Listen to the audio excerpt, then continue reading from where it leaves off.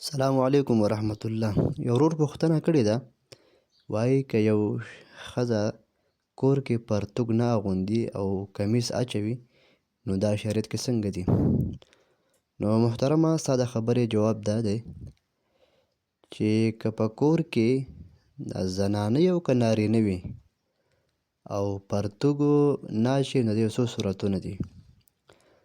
یو چې ورځ وي او په کور کې هیڅوک نه وي سوا د میړه د خاوند نه، او بیا دا ښځه پرتوګ نه اچوي نو بیا خو دا جایز دی ورته، او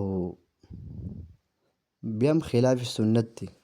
او که په کور کې د میړه نه علاوه نور څوک هم اوسېږي لیورزی وغیره او یا نور داسې خر خواښې، نو بیا خو پرتوګ اچول دا واجب دی په ده باندې، په دې پس نارینه هم په دې ښځې هم، او نه اچول دا حرام دي.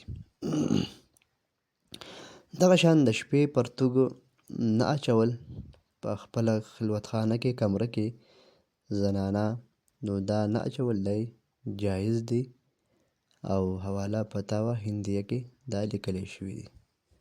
که د شپې یو زنانه پرتوګ نه اچوي نو خیر دی، څه مسله نشته.